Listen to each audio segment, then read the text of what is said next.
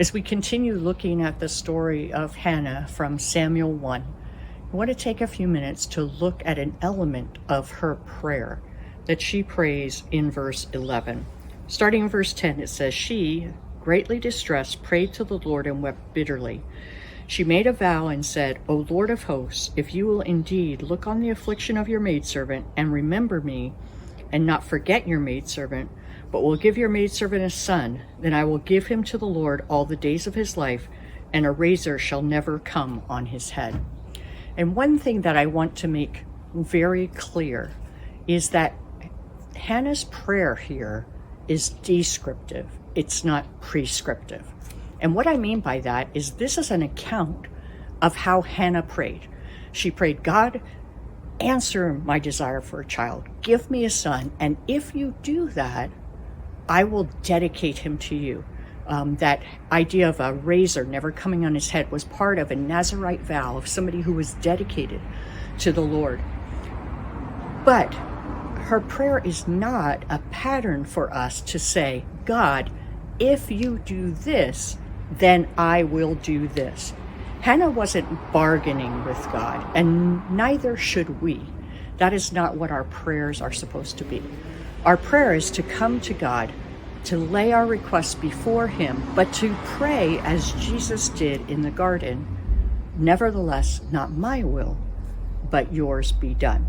And so I want to encourage us as we look at Scripture that we make sure that we are understanding it in its context.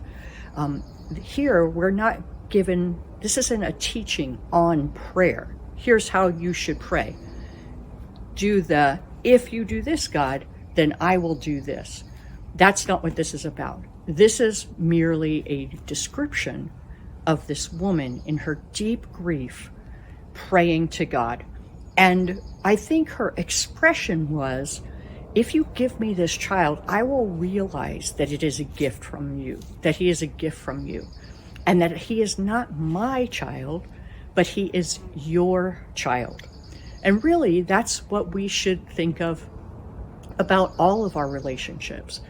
This is not my son or daughter. This is not my grandchild. This is not my spouse. This is a gift that God has given to me. And they are God's son, daughter, granddaughter, grandson, spouse. They belong ultimately to God. And our desire should be that those people in our life fulfill the purpose for which God brought them into this world. We're going to see that, in fact, when God does give Hannah a son, that she fulfills this vow, and that God's purposes for his people are being fulfilled through this baby, Samuel.